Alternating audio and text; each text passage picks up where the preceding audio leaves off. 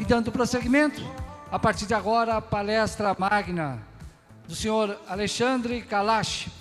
Alexandre Kalash, médico, gerontólogo, presidente do Centro Internacional de Longevidade Brasil, International Longevity Center Brasil, co-diretor da Age Friendly Foundation, PhD em Epidemiologia da Universidade de Oxford, fundador da Unidade de Epidemiologia do Envelhecimento da Universidade de Londres e criador do primeiro mestrado em promoção da saúde da Europa. Ele dirigiu também o Departamento de Envelhecimento e Curso de Vida da Organização Mundial da Saúde, OMS, onde concedeu e publicou em 2002 o Marco Político do Envelhecimento Ativo e em 2005 a iniciativa mundialmente. Em todo o mundo, mais de 1000 iniciativas já incorporam a abordagem amigável ao idoso, às políticas públicas de cidades, comunidades, estados, bairros, hospitais, unidades de atenção primária, universidades, entre outras. Professor Dr. Alexandre Kalash integra conselhos em diversas partes do mundo e atua como consultor em diferentes países e é professor em 5 universidades no exterior. É uma honra recebê-lo aqui a partir de agora e ouvi-lo também, professor. Muito obrigado. Um bom dia para vocês. Como é de praxe, a gente deve se apresentar para ser inclusivo. Eu vou me apresentar. Eu sou um velho. Eu sou careca. Eu tenho barba branca. Eu uso óculos. E eu tenho essas rugas que mostram sabores e dissabores que eu vivi pela vida e tenho muito orgulho delas. Eu acho que assim a gente pode se incluir e deixar muito claro que o velho não é o outro, como no Brasil a gente com tanta frequência acha. Velho? Eu? Não. Então eu gostaria de início, já deixar muito claro, eu sou velho, talvez dos mais velhos, certamente um dos mais velhos aqui. E uma trajetória que eu tenho orgulho. Eu comecei a trabalhar em gerontologia há 50 anos, em 1975. Não era um tema que virasse manchete de jornal. Eu tinha ido para Londres, médico recém-formado, já tendo feito 4, 5 anos de experiência clínica, para mostrar que eu podia ser um médico convencional. Porque naquela época, médico de saúde pública era considerado médico de segunda classe. E eu queria deixar claro, se eu quisesse ser médico com um estetoscópiozinho em volta do meu pescoço, eu poderia ser. Mas que a minha vocação clara, era de saúde pública. E na época, a porta de entrada para a saúde pública era fazer doenças infecciosas e parasitárias, chamada então doenças tropicais. Não se falava de velhice. O Brasil era um país jovem. Quando eu nasci, a expectativa de vida no Brasil era de 45 anos. Eu não fui programado para estar aqui. Eu já era para ter ido há muito embora. Quando eu me formei em 1970, a expectativa de vida era de 57 anos.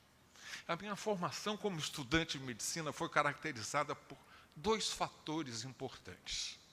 Primeiro era lidar com pacientes jovens, ver muita criança morrendo, ver a falta de saneamento básico.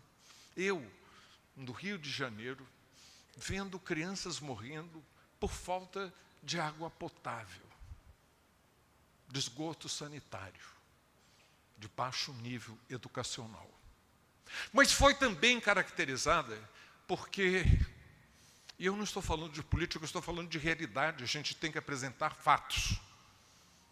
Eu entrei na faculdade em 1965, um ano após o que muitos não gostam, mas que eu chamo de um golpe militar. E me formei logo após o ato institucional número 5, que arrochou e torturou e matou. Eu deixo isso claro porque nós voltamos sempre ao risco de esquecer o passado. Nós somos uma cultura negacionista. Aqui não tem racismo, aqui não tem LGBTismo, aqui não tem sexismo. E eu acho que é importante que a gente possa fazer uma introspecção, da gente pensar no passado, para quando virar a página, virá-la da forma adequada. Para mim, este também é um ano importante, não só porque são 50 anos de gerontologia. Quando eu percebi que o futuro era o envelhecimento, eu não olhei para trás. Eu tinha saído do Brasil para fazer o meu mestrado na Universidade de Londres e me vi cercado de pessoas velhas, um país envelhecido. A partir daí, eu decidi consagrar a minha vida profissional a esse tema que finalmente hoje chega às manchetes do jornal. Longevidade está em moda. Não era moda.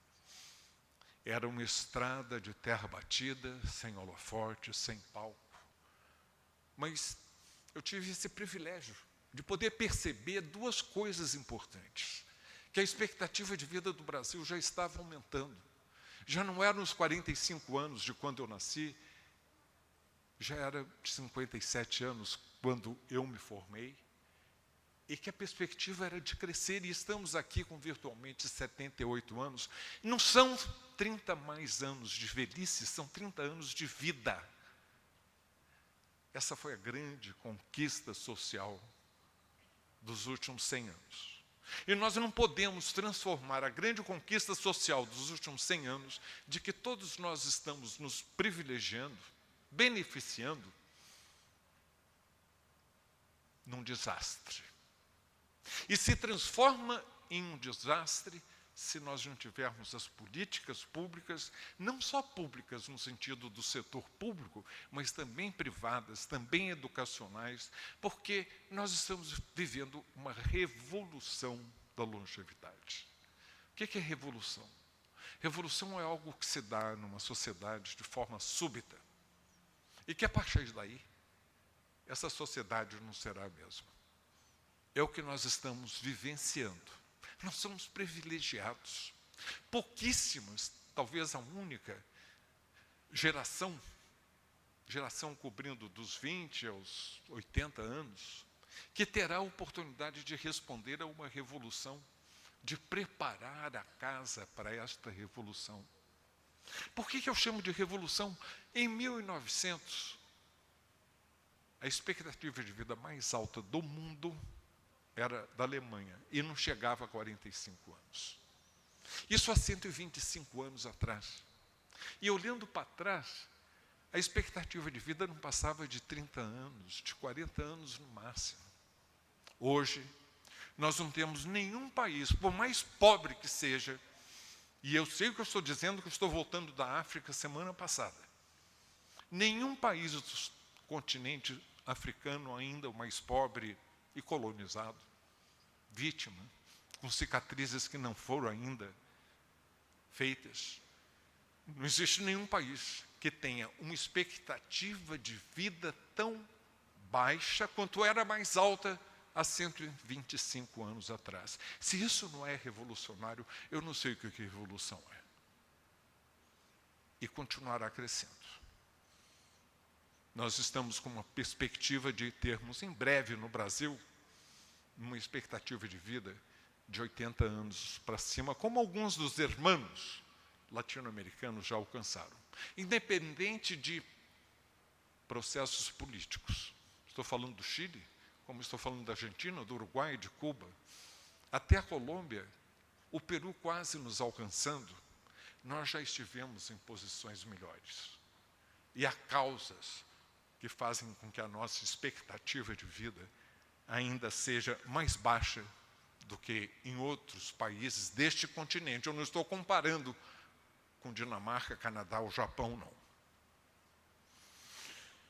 Este ano é especial para mim, porque são 50 anos de gerontologia, são 20 anos quando eu lancei ainda como diretor da Organização Mundial da Saúde, um projeto campeão que está disseminado mundo afora, mal traduzido para o português como cidades amigas das pessoas idosas, vindo do inglês, onde a raiz é age, idade, amigável à idade.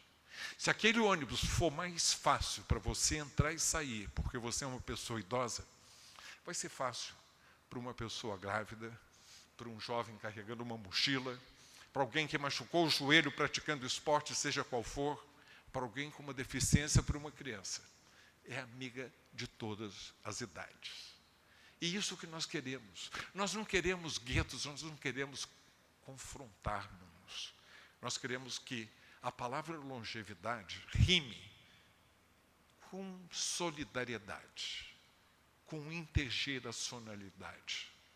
Porque você, meu caro, um dos mais jovens aqui, você almeja envelhecer com os direitos que as gerações que já envelheceram não tiveram. E é isso que me dá ânimo. É isso que é o legado que eu quero deixar. E legado não é aquilo que você deixa para trás, é aquilo que você constrói enquanto está vivo. De você lutar, de você preservar, você continuar adiante. Você compartilhar as experiências que você acumulou na vida. Afinal, é uma vida longa, porque este também é o ano em que eu celebro, na verdade, o mês que vem, 80 anos de idade. A gente acumula histórias. Obrigado, eu sou um sobrevivente, eu acho que mereço palma. E eu acho que essa longa vida, ela vai pontilhada de experiências que a gente quer deixar, e por isso estou lançando um livro que chama-se A Revolução da Longevidade.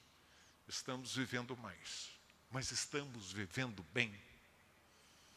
Me lembro aqui da minha, e orgulho disso, caríssima amiga Conceição Evaristo. Uma das suas frases memoráveis é: a gente combinamos que não vamos morrer. Apesar de tudo.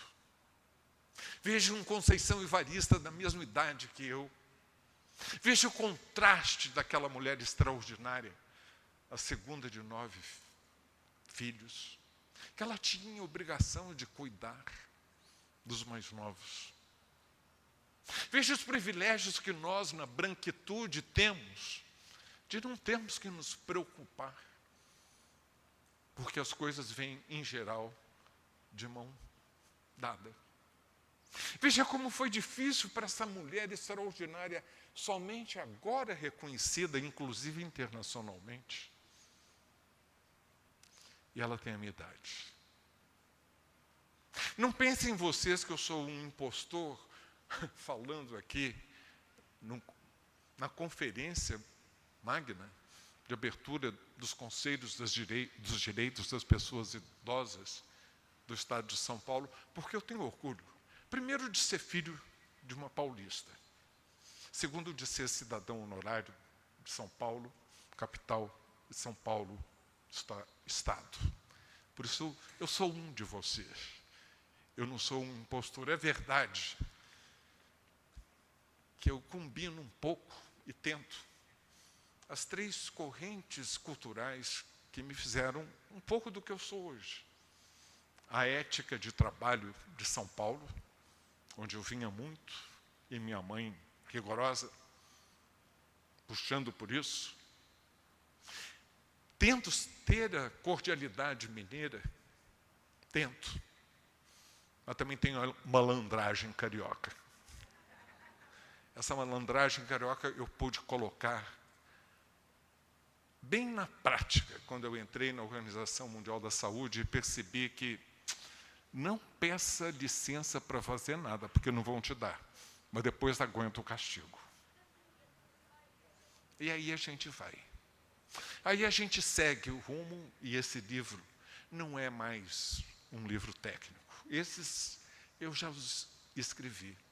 É uma carta aberta para os jovens de hoje poder envelhecer num mundo melhor, tendo seus direitos reconhecidos. É esperançando. É esperançando que eu deixo essas mensagens, mas como diz o Paulo Freire, não esperançando do verbo esperar, porque isso é espera. É diferente.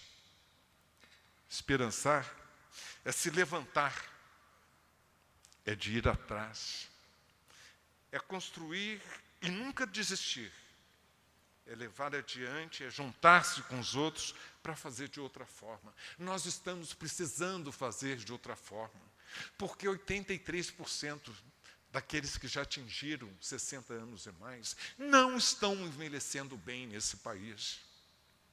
É inadmissível que o Brasil seja o terceiro produtor de alimentos do mundo, à frente somente a China e os Estados Unidos. Mas preste atenção, a diferença é pequena.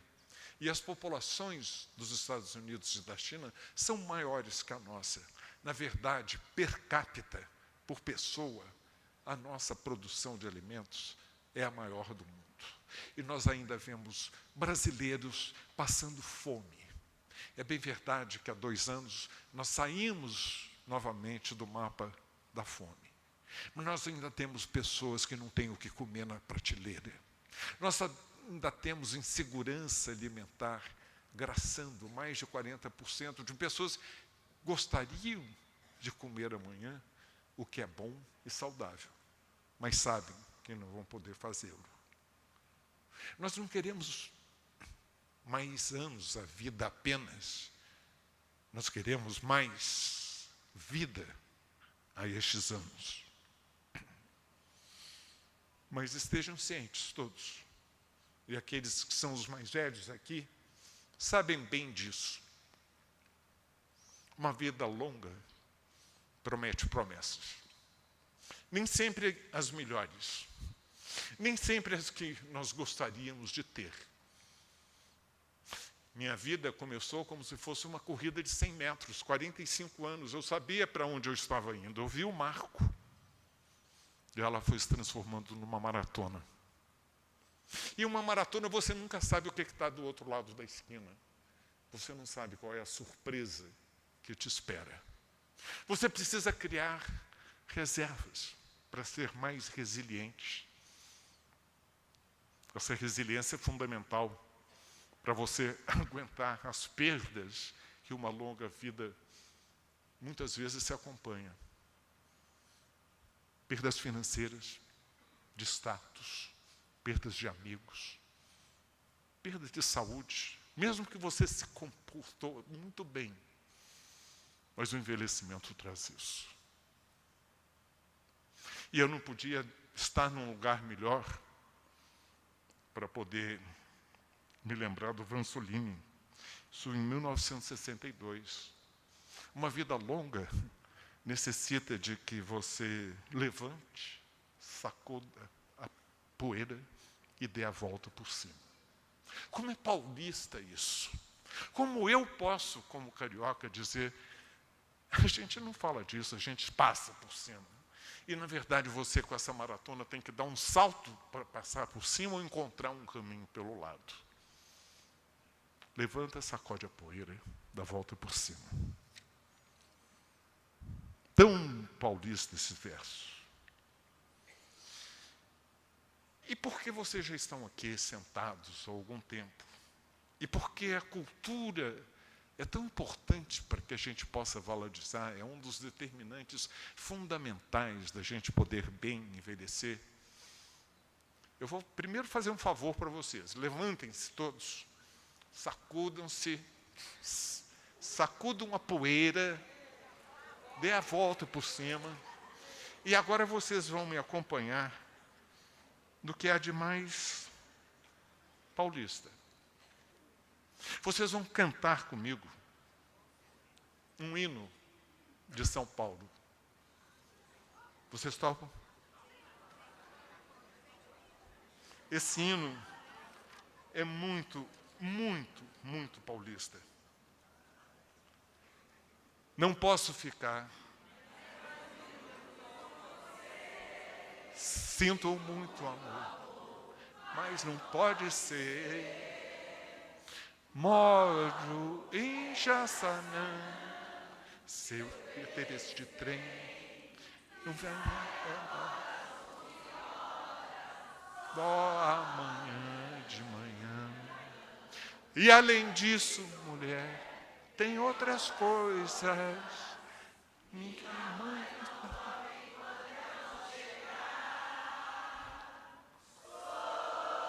filho único, tenho minha casa para cuidar. Pode sentar.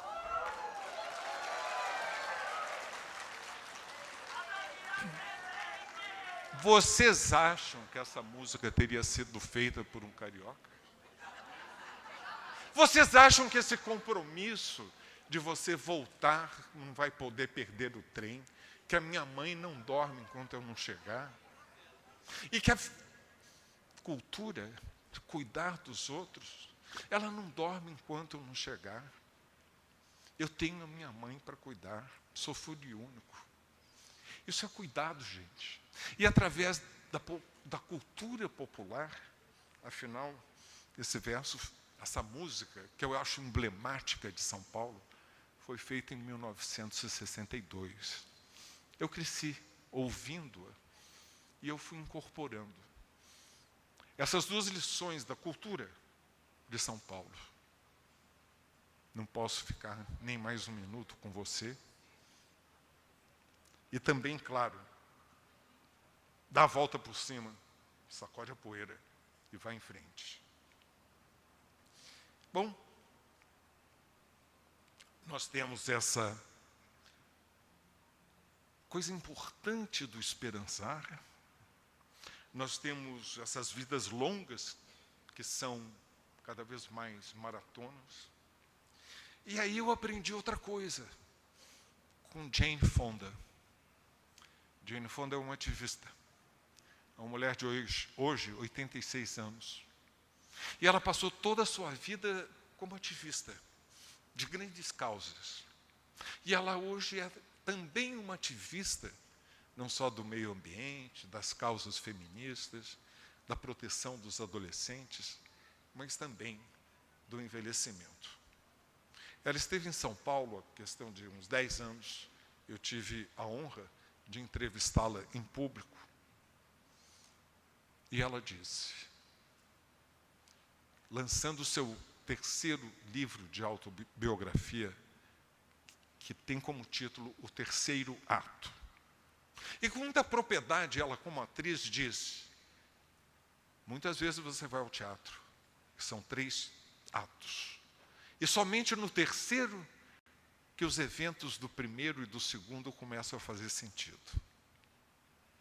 É agora, quando velho, que eu volto atrás e penso naquilo que se passou na infância, adolescência, juventude, nos primeiros atos da minha vida, e que eles começam a fazer sentido. Mas ela me mostrou outra coisa também fundamental.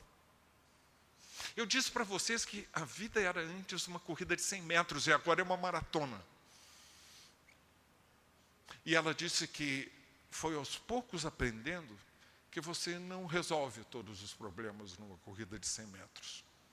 E tinha a pretensão de que fosse através de uma maratona, até chegar à conclusão de que a vida, na verdade, é uma corrida de revezamento. Você passa o bastão. Você quer que as novas gerações peguem aquele bastão e continuem na luta. Porque você sabe que você é finito, que daqui a pouco você também irá.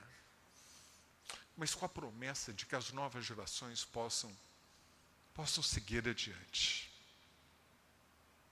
Eu aprendi muito com os velhos da minha família. Eu tive a sorte de nascer numa família por parte de mãe, aqui de São Paulo, que a minha bisavó tinha 17 irmãos e irmãs, imagina, da mãe e mamãe, que em média tiveram 8 filhos, esses 8 filhos tiveram em média 4, minha geração, nós tivemos em média 2, e agora os nossos filhos e sobrinhos estão tendo em média 1 ou nenhum. Eu tenho uma sobrinha que não quis ter filho e já está perto do final da sua vida reprodutiva, da menopausa, e resolveu adotar uma gata, mas já castrou a gata, não vai ter reposição de nada. Isso tudo está se passando de uma forma muito rápida. E é isso que fez com que, de 1970, quando eu me formei em medicina, o número médio de filhos de uma mulher era 6. Quando eu cheguei em Inglaterra para fazer o meu mestrado, estava quase lá, 5,7. E 25 anos depois, no ano 2000, tinha chegado abaixo da reposição. O que eu quero dizer com isso?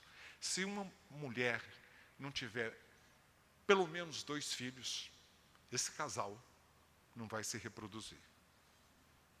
E se baixa de 2, e assim estamos há 25 anos.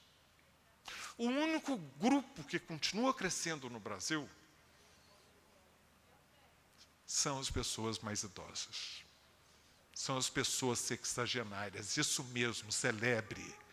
Quem é que tem mais de 60 anos aí? Vocês são os recursos renováveis, os únicos que existem nesse país. Em 2040, a nossa população vai parar de crescer. Nós vamos chegar a 220 milhões. E a partir daí, vai ser um decréscimo paulatino. Aquela ideia que os empregadores tinham no passado, esse funcionário, esse empregado não deu certo, não faz mal, eu demito e pego outro. Sempre tinha uma fila esperando. Isso acabou, gente. O que nós temos agora é cada vez mais pessoas como essas que levantaram as mãos, e nós somos recursos para as nossas famílias, para a economia, para a sociedade, desde que essa sociedade acorde e nos dê as oportunidades. E essas oportunidades, elas estão baseadas num documento que eu tenho muito orgulho de ter concebido, em discussão com grupos acadêmicos mundo afora, quando era diretor da Organização Mundial da Saúde, que se chama, não sei se vocês já ouviram falar, o marco político do envelhecimento ativo. Eu tinha a opção de falar do envelhecimento saudável. Eu achava isso muito limitante. Você pode ter diabetes, hipertensão, um problema no joelho, um problema endocrinológico, mas você pode e deve continuar ativo. Você deve ter acesso aos serviços que possam lhe dar o apoio que você precisa para continuar sendo um instrumento importante na sua sociedade, na sua família, de ser produtivo. E este século vai se caracterizar como o século passado, que foi poder envelhecer como norma e não como exceção, como o século em que vai ser caracterizado da oportunidade de fazer com que nós continuemos viáveis, que nós continuemos a ser produtivos, que nós continuemos a ser recursos para as nossas famílias, para a sociedade. Você precisa de 4 pilares para isso. É o que está descrito no marco político do envelhecimento ativo. Você precisa de saúde. Saúde vem em primeiro lugar. Mundo afora, eu já fiz essa pergunta para milhares de audiências como essa, interdisciplinares, ou às vezes só de médicos, ou às vezes só de leigos. O que vem em primeiro lugar para você poder envelhecer com qualidade de vida? Saúde. Mas eu aprendi também na Organização Mundial da Saúde, como consultor ainda, não era do quadro, eu ainda estava na Universidade de Londres, ou Oxford, não me lembro, quando nós fizemos a Carta de Ottawa para a promoção da saúde. E eu aprendi uma coisa fundamental. Saúde é criada no contexto do dia a dia, onde você mora, onde você trabalha, como você se locomove, como você se entretém, como você ama. Aí a saúde é criada. E quando isso não dá certo, você precisa de profissionais de saúde que saibam mais sobre envelhecimento. Nós estamos, e é um absurdo, com mais de 400 escolas médicas. Virou uma indústria lucrativa. Nós não temos docentes adequados para poder treinar esses futuros profissionais da saúde. Mas os interesses políticos locais façam que elas estejam se proliferando. Que qualidade de profissionais nós vamos estar formando?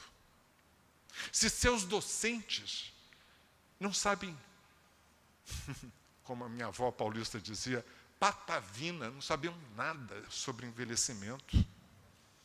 Porque tudo muda à medida em que envelhecemos. A anatomia, e você abre um atlas de anatomia, tem um espécime masculino, de 25 anos, no apogeu do seu esplendor físico, com todos os músculos, os cartilagens, nervos, tudo bonitinho ali no lugar, e depois você vai ter que tratar de uma pessoa idosa, obesa, com problemas crônicos múltiplos. Tudo muda. A farmacologia, a dosagem dos medicamentos, a interação entre eles, a apresentação da doença. Infarto do miocárdio depois dos 80, muitas vezes não dá dor. Se você não sabe disso, você vai fazer erros. Você vai matar pacientes na santa ignorância, sem sequer desconfiar que você o está fazendo. Mas é só para médico? Não. É para enfermeiros, nutricionistas, fisioterapeutas, é para especialistas em comunicação, é para designers, é para políticos, é para engenheiros. Todo mundo tem que responder junto à revolução da longevidade. Ou vamos nos arrepender. Eu não, gente, porque daqui a pouco, já fui. Vão se arrepender as novas gerações. E como Drummond disse, no caminho havia uma pedra no meio do caminho. Havia uma pedra no meio do caminho. E essa pedra se chama idadismo. Ela foi cunhada por um predecessor e mentor meu, um médico gerontólogo americano, como eu me defino como médico gerontólogo, eu não pratico clínica, eu não sou geriatra. Em 1969, veja que homem visionário, para em 1969, remetendo a sexo, sexismo, raça, racismo, ele criar a palavra, no inglês, age, idade, ages, idade, idadismo. Mas no Brasil, a gente gosta de criar jabuticaba. Então, aqui no Brasil, se fala de uma coisa que parece mais sofisticada, né? Mais palatável, mais bonitinha, etarismo. E eu me encontrei com uma vizinha minha, de 87 anos, no elevador. Eu falei assim, a senhora já sofreu de algum caso de etarismo? A resposta dela, olha, de otária já tentaram me fazer passar. Mas essa história aí de etarismo que o senhor está falando, eu não sei o que é, não. Eu sei o que é idadismo. Gente, vamos cair na real, vamos simplificar. A gente se comunica através de linguagem. Nem em Portugal, se você perguntar para alguém o que é etarismo, eles vão saber o que é. É idade, é idadismo. E todos os ismos têm em comum 4 is. Todos. Começa pela ideologia. Um grupo que se acha valendo mais do que o outro. Eu sou homem. Você é mulher. Eu não tenho incapacidades físicas, você tem. Eu sou um cis hétero, você é um LGBT.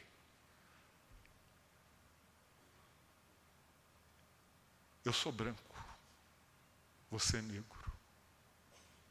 Por que eu vou lhe respeitar se eu já tenho a crença que você é segunda classe? Eu não vou lhe dar o respeito. E esse grupo da supremacia, seja ela qual for, tem mais poder. São os homens, são os brancos, são os que não têm capacidade, são os cis-héteros. E são os jovens. E eles vão colocando pedras no caminho, como o Drummond dizia. Cascas de banana, para que você tropece. É o segundo I. O primeiro, ideologia. O segundo, institucionalização daquela ideologia. Eu vou tornar a vida mais difícil para você. Você quer mesmo ser promovida? Você é mulher. Lugar de mulher querendo fio. Você quer mesmo um trabalho? Você tem uma incapacidade. Eu já julguei que você não pode ser produtivo. Você quer respeito? Você que é gay, lésbica, trans? Afinal, estamos num país que mais matam LGBTs.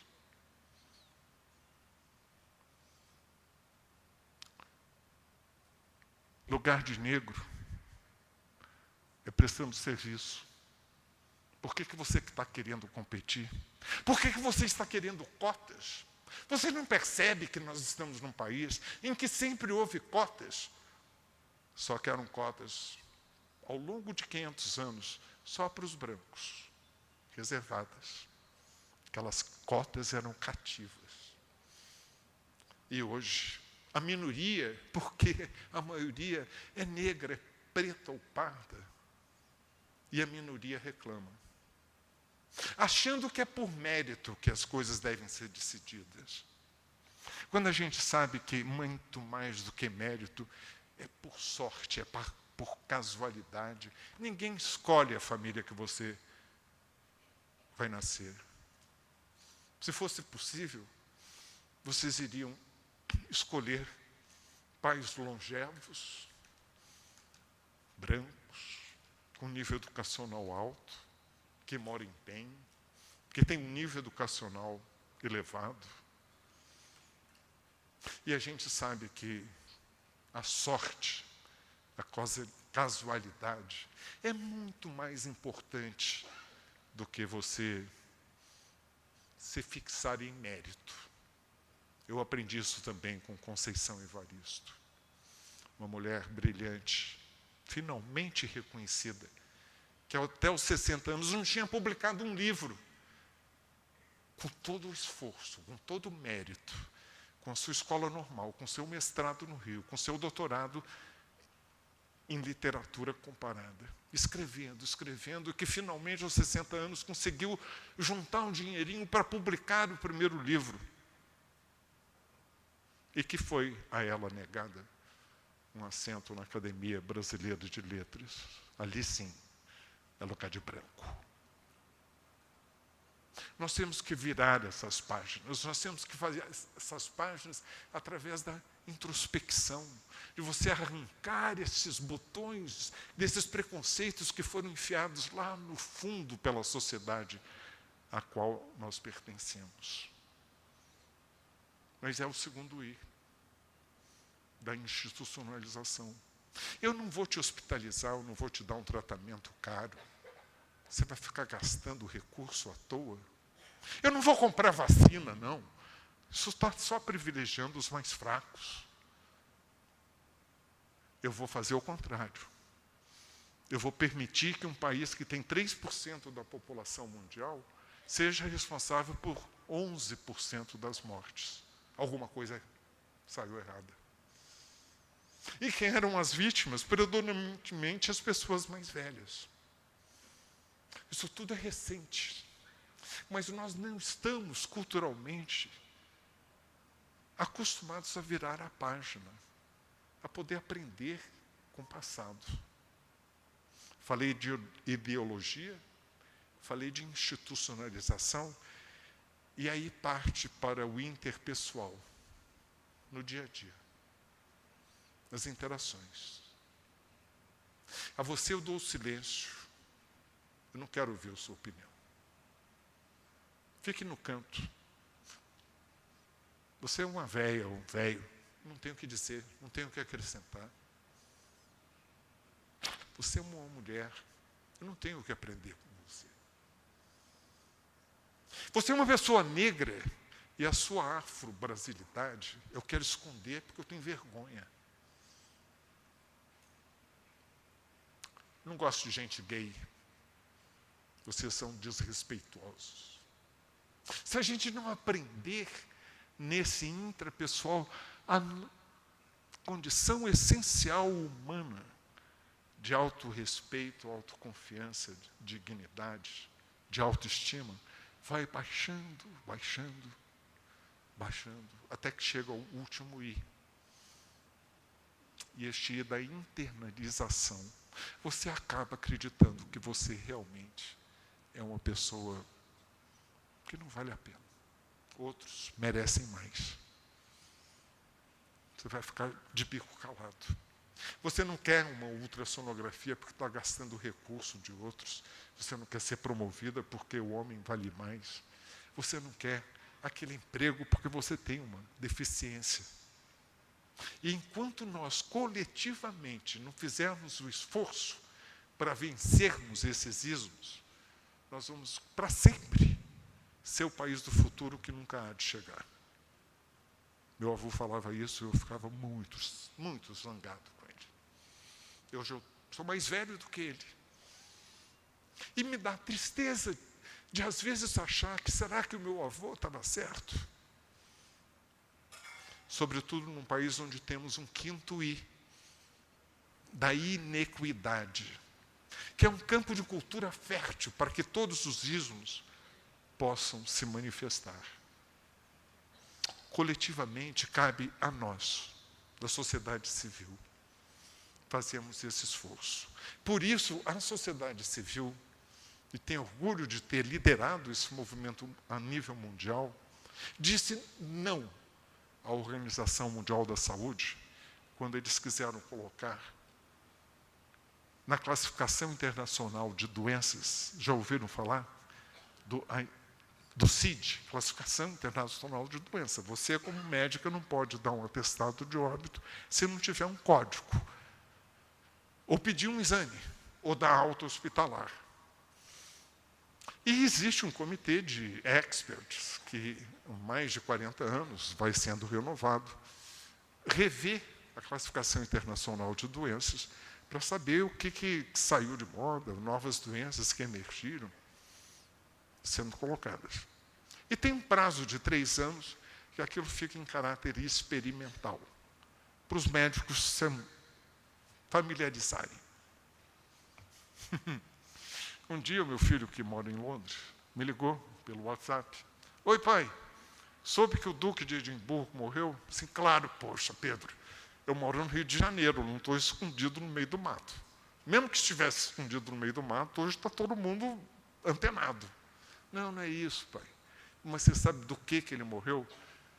Claro, de uma doença cardiovascular. Ele estava internado há 3 meses, ele ficou 1 mês e meio no hospital com problema cardíaco. Não, ele morreu de doença. Meu filho, ninguém morre de infância, ninguém morre de adolescência. Por que você vai morrer de velhice? Mas é isso que está, o médico real, the Royal Physician. Deve ser um bom médico, né, para tratar da realeza. Tascou lá, morreu de velhice. Não. Que eu vou morrer velho, eu já sei, porque já sou. Mas não há de ser de velhice. Vai ser de doença com nome e sobrenome. E aí a gente começou uma campanha. Mas a gente mobilizou, sobretudo os ibero-americanos, Portugal, Espanha, América Latina. Afinal, para dançar rumba, samba e tchá-tchá-tchá, a gente sabe. Fazer barulho, a gente é mestre. Nós agitamos. Entramos em contato com organizações intergovernamentais, acadêmicas, mundo afora. Para mim foi ótimo. Eu estava no conforto da minha casa, trabalhando em home office, sabendo que nem todo mundo tem conforto em suas casas, nesse Brasil miserável. Mas eu pude mobilizar, até que a última hora, no minuto final do segundo tempo, a Organização Mundial da Saúde voltou atrás e tirou velhice da classificação internacional de doença. Aí a gente fez uma live para celebrar. Eram centenas de pessoas. Poxa, foi muito bom, foi muito gostoso poder tirar a velhice. Era uma manifestação de idadismo. E aí eu dei um trabalhinho de casa. E esse trabalhinho de casa foi, não vamos parar aqui não. Agora que a gente tem um hashtag com força, nós vamos fazer aquilo que a Ludmila Ribeiro fez. A gente aprende com o movimento antirracista, a gente adapta para o movimento anti-idadista. E assim como ela fez o pequeno manual antirracista, a gente, não um autor, como no caso da Ludmila e o manual antirracista, mas há 88 mãos, 44 autores, nós fizemos o pequeno manual anti-idadista, que será lançado a semana que vem, no dia 30, na Câmara Municipal de São Paulo. Isso é uma vitória, gente. Da gente ter um pequeno manual. E os jovens, ou de qualquer idade, porque aqui não é briga de gerações. Eu não estou defendendo os direitos das pessoas idosas porque eu sou velho. Eu estou defendendo o direito das pessoas idosas porque o jovem de hoje almeja envelhecer gozando de mais direitos do que a minha geração. É intergeracional. E vamos lá. Outubro promete que eu estou também lançando um livro de reflexões. Como eu disse, não um outro livro técnico, mas essas lições que eu aprendi pela vida. Velho adora contar história, né? Tem um monte de histórias intercaladas lá nessa longa vida.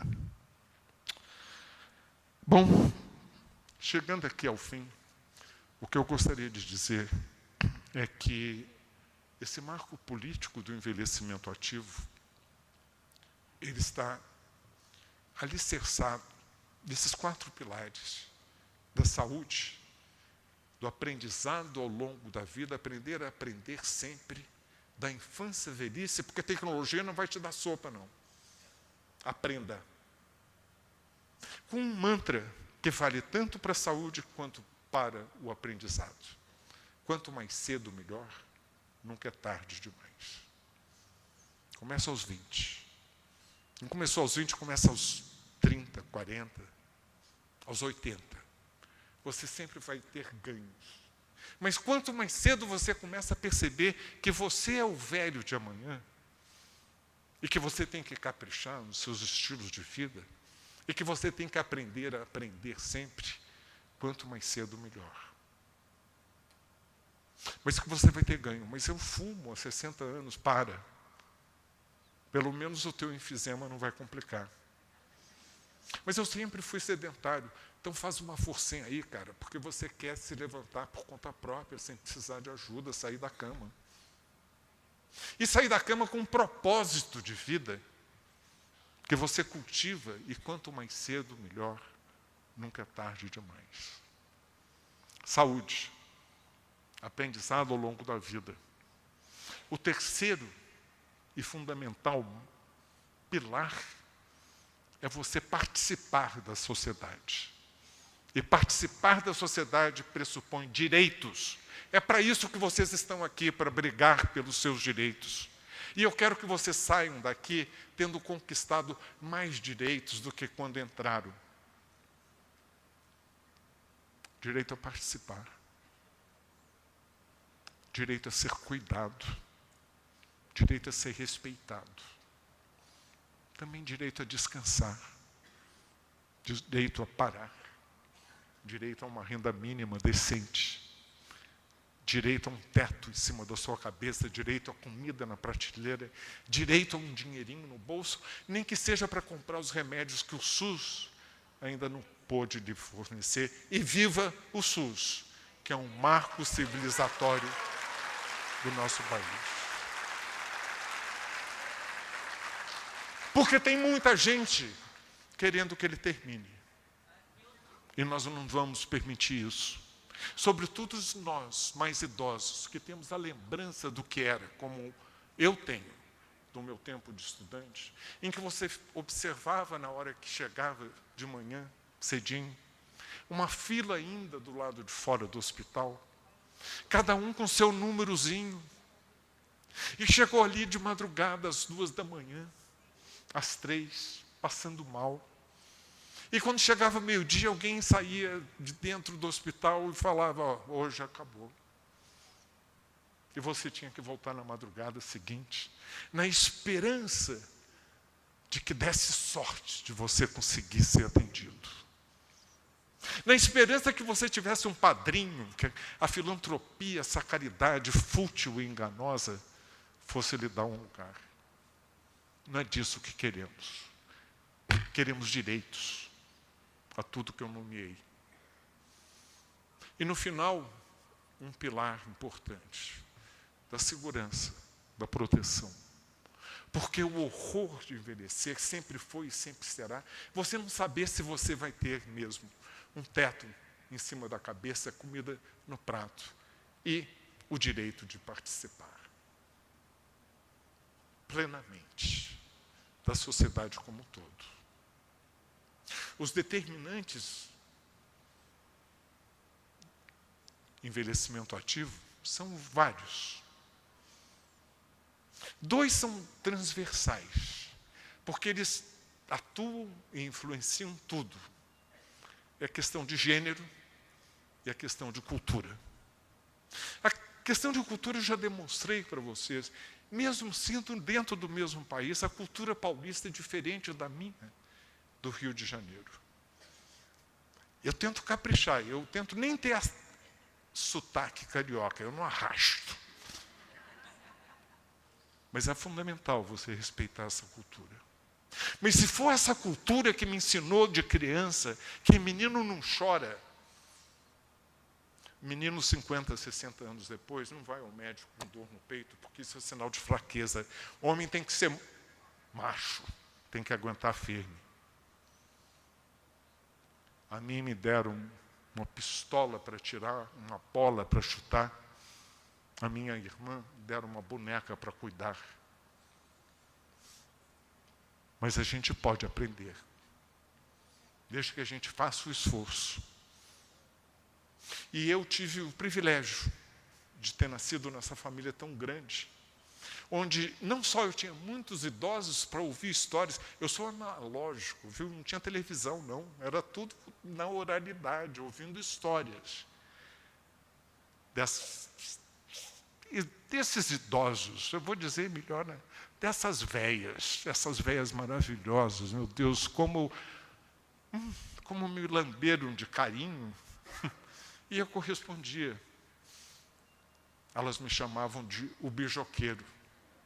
E foi no dia que eu me vi na Inglaterra, cercado de gente velha, eu falei assim, meu Deus, é essa a minha vocação. A minha mãe tinha um livro, como era feito antigamente, livro do bebê, lembra? Tem livro do bebê? Você escrevia o primeiro dentinho, primeiro presente, primeira visita. E ela escreveu, quando eu tinha, imagina, 5 anos. Sim, eu fiquei tão feliz hoje que o Alexandre disse que quando crescer, ele vai ser médico para cuidar dos pais que vão estar velhinhos. Imagina se aos 5 anos eu tinha capacidade de elaborar isso. Mas eu sabia a vida inteira que eu tinha total liberdade de ser o que eu quisesse, desde que fosse médico.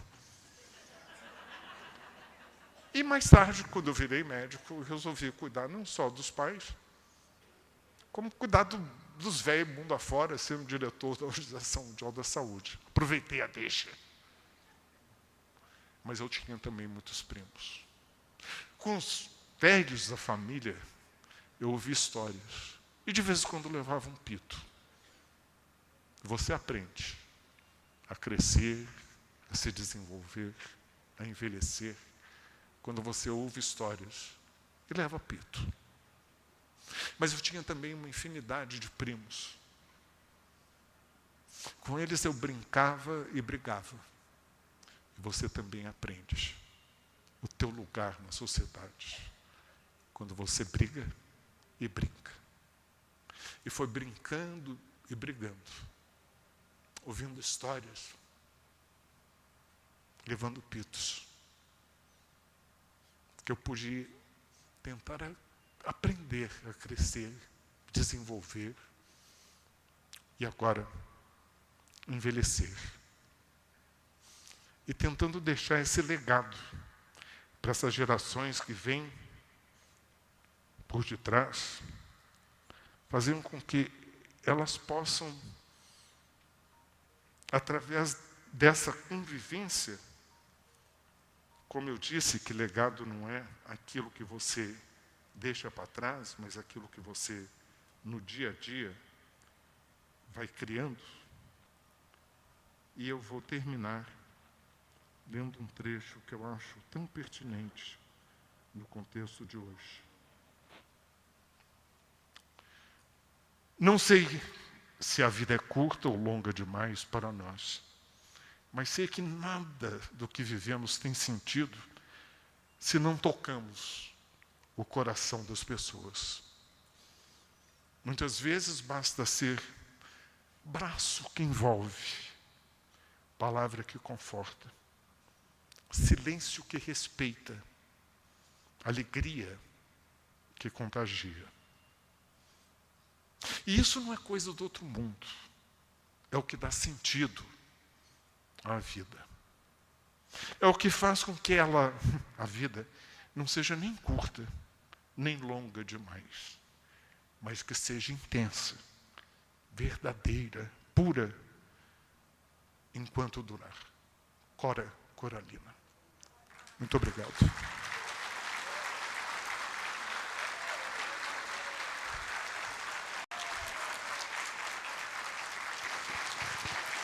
Que privilégio poder ouvir uma palestra tão gostosa, tão proveitosa como essa do professor Dr. Alexandre Kalash. Muito obrigado, professor, por esta hora tão proveitosa que o senhor proporcionou a todos nós aqui. Muito obrigado mesmo, viu?